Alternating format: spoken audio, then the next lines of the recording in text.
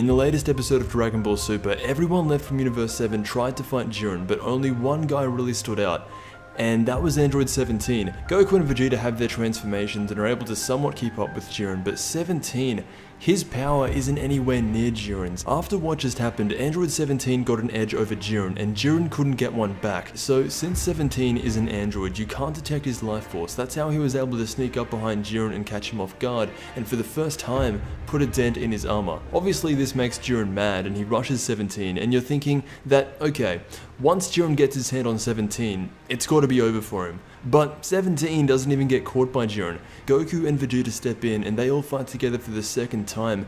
This leads to everyone getting knocked down. Even Frieza comes out and tries something, but with Jiren as he is right now, what they're doing isn't going to work unless you're Android 17. When Jiren is about to knock Frieza off the stage, 17 blasts him from behind. So Jiren forgets Frieza, jumps down to 17 and says to him, "What do you think you can do alone?" Apparently, he can do a lot. 17 was able to get the backstory and wish out of Jiren. Even though they didn't directly make it clear what Jiren's wish was, 17 got it out of him, and it was made specific that he knows more about Jiren's character and what motivates him than almost anyone else. This is the start of 17 getting inside Jiren's head. Once he says to him, "You only use people as a way to get stronger," Jiren goes crazy, and 17 even says, "It looks like I've hit a nerve." So he keeps going down that road of getting inside his head, because so far, everyone's tried to fight Jiren on a physical level, and that hasn't worked.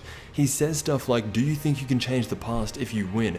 And Jiren's response to this is yes. And after hearing this over and over again from 17, he decides it's time to end the Tournament of Power. With Goku and Vegeta unable to move and Frieza floating around somewhere, what can 17 possibly do? Jiren creates this blast that will end the tournament if it hits, and it has every right to hit. No one has enough power to push it back. But this is where 17 solidifies his win against Jiren. Obviously not physically, but in the mind, mentally. He comes out with his barrier and is trying to hold off this blast from getting to Goku and Vegeta. And then he says something that to me rounds off 17's story arc perfectly. He says, "Sacrificing myself for others. I kind of like how human that is." And with that, 17 doesn't bounce the attack back, but he takes it head on, saving Goku and Vegeta, and that is the sacrifice. The reason this is such a good send-off for 17 is because once upon a time, he was human. The story of 17 is that he was taken in as a human by Dr. Gero and turned into an android. His name was Lapis, but now it's 17. Ever since he got away from Gero and the Cell Saga ended, he tried everything he could to be human again. He started a family, looking after animals, anything to get away from being an android. And sacrificing himself in the tournament for the sake of everything is the most human thing he can do.